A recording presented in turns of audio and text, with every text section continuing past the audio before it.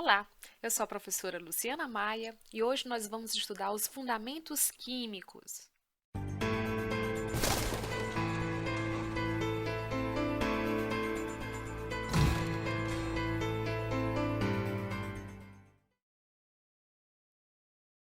Então vamos lá, vamos para os fundamentos químicos inicialmente. Então as biomoléculas, elas são compostas de carbono, com uma variedade de grupos funcionais. Só para você ter uma ideia, mais da metade do peso seco das células são, na verdade, carbono. A maioria dos constituintes moleculares dos sistemas vivos são compostos de átomos de carbono unidos covalentemente a outros átomos de carbono, de hidrogênio, de oxigênio e de nitrogênio. Outra importante observação é que as ligações carbono-carbono elas são muito estáveis. Então, eu imagino que no semestre anterior vocês viram a química orgânica.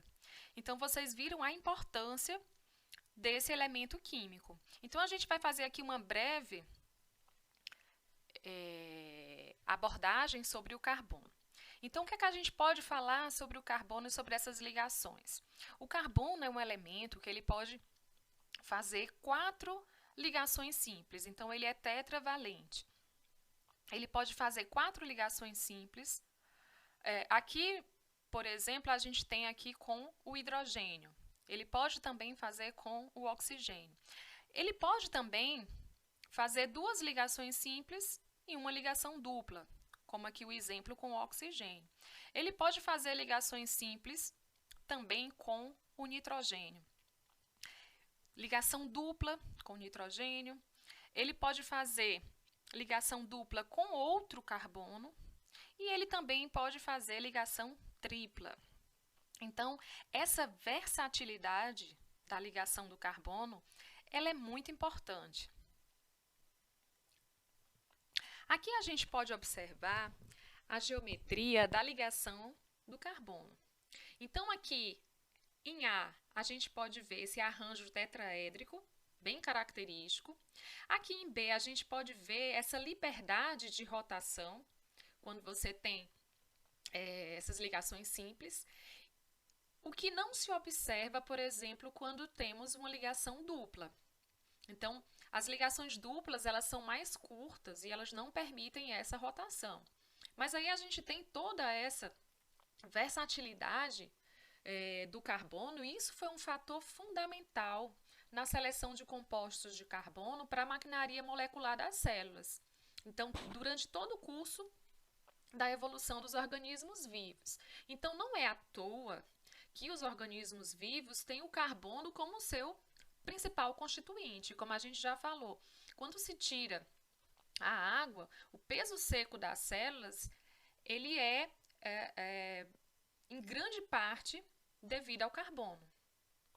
E outra observação importante é que nenhum outro elemento químico pode formar moléculas de tamanhos e formas tão diferentes e com uma variedade de grupos funcionais.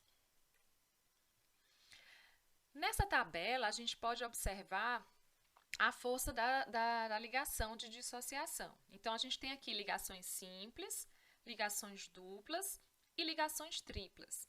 Então, a gente pode ver aqui essas medidas relativas e a gente pode observar que as ligações duplas elas têm uma energia maior e as triplas ainda mais. Então, isso aqui é importante quando a gente for ver lá na frente, por exemplo, sobre o processo de fixação de nitrogênio, quando a gente observa que essa ligação entre 2 nitrogênios para formar o N2, se a gente for analisar a atmosfera, a maior parte é uma mistura de gases e o gás que está em maior quantidade é exatamente o N2.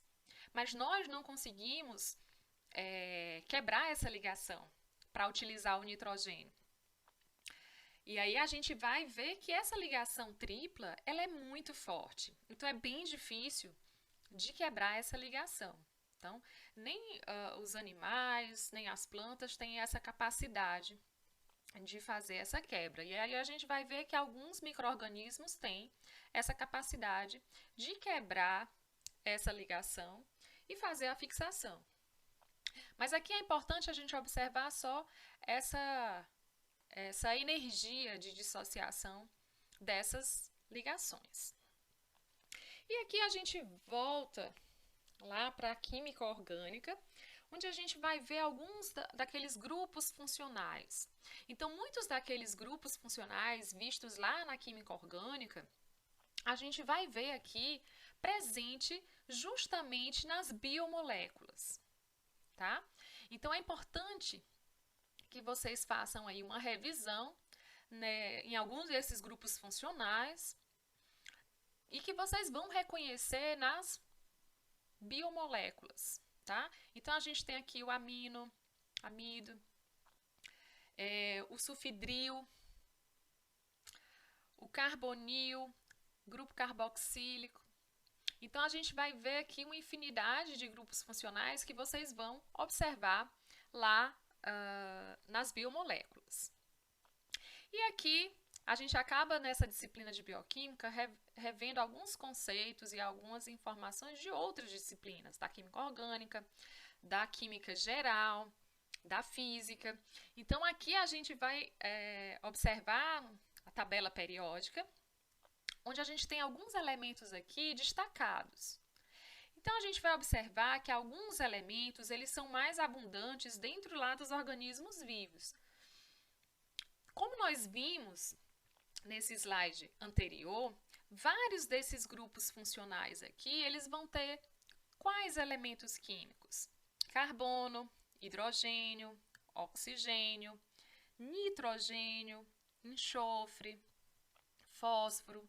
Então, que são justamente esses elementos químicos aqui que são encontrados em maior quantidade nos organismos vivos. E aqui em amarelo, a gente tem o que nós chamamos de microelementos, que são aqueles elementos que são requeridos em menores quantidades. E aí a gente vai ver que muitos deles são extremamente importantes, são essenciais, mas eles são requeridos em menor quantidade. Muitos deles envolvidos com a atividade da enzima, como cofatores enzimáticos ou fazendo parte de alguma coenzima ou alguma molécula importante no metabolismo.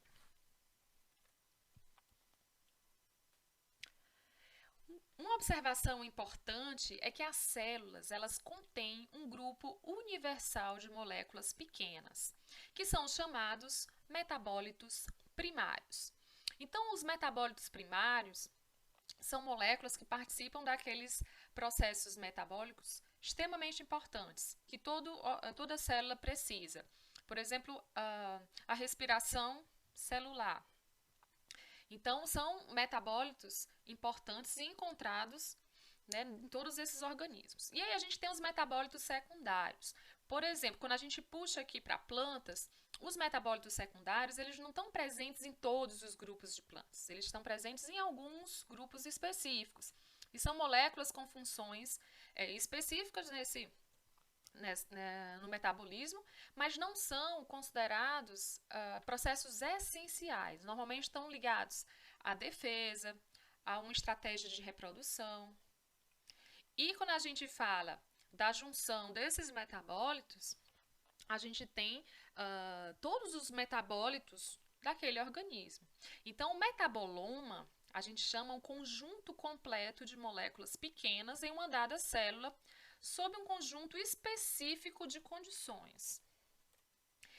E a metabolômica seria uma caracterização sistemática do metaboloma sob condições bem específicas. Então, esses dois termos aqui são termos bem modernos e que estão sendo bem utilizados agora para descrever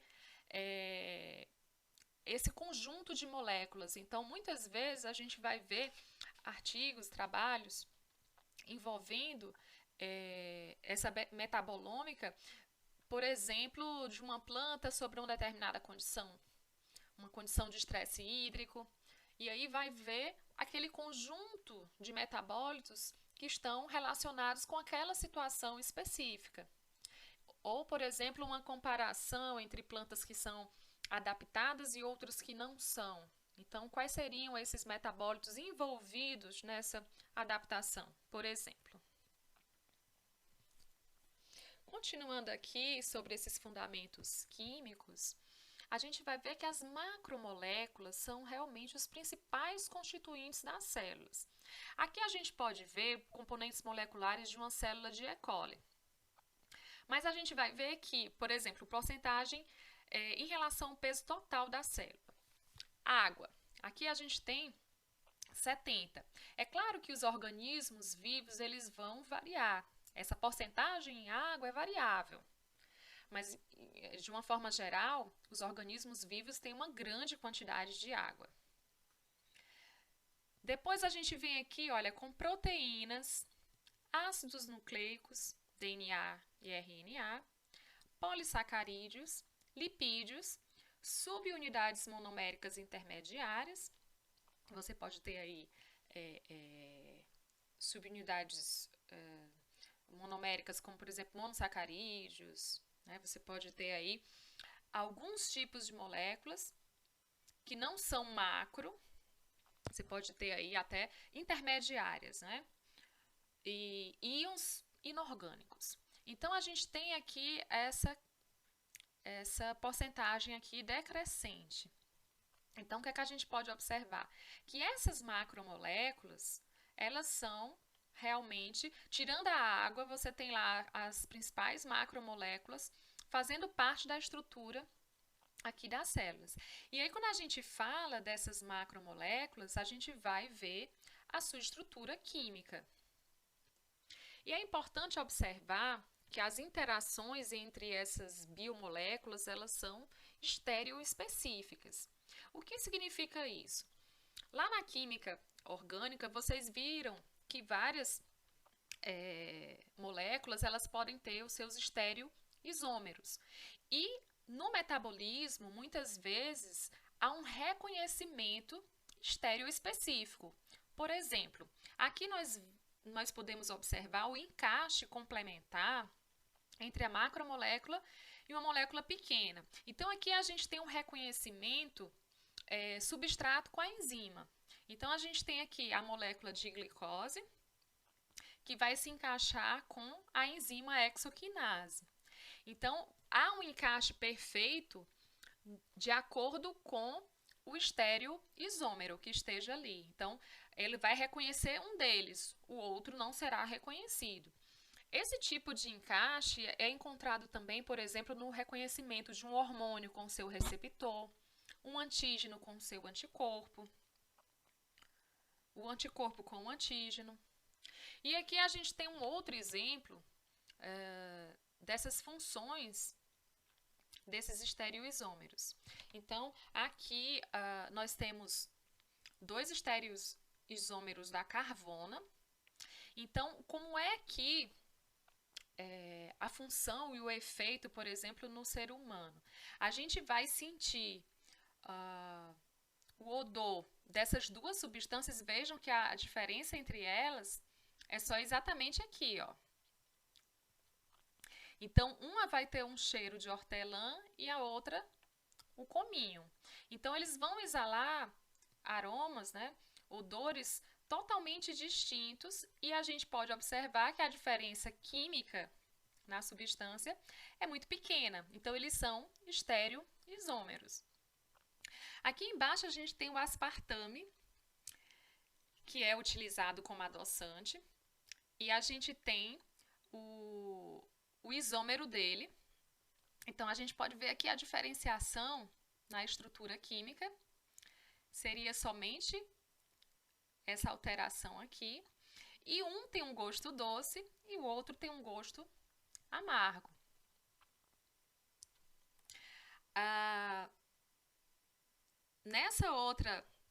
Esses outros estereoisômeros aqui, a gente tem a citalopram. Então, alguns medicamentos utilizados como antidepressivos, eles têm uma mistura racêmica entre os dois. E drogas mais modernas descobriram que somente um é terapeuticamente ativo. Então, foi feita uma medicação onde tem somente o que é terapeuticamente ativo.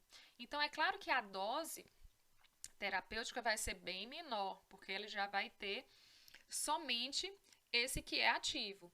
O outro estereoisômero, ele não tem essa função terapêutica.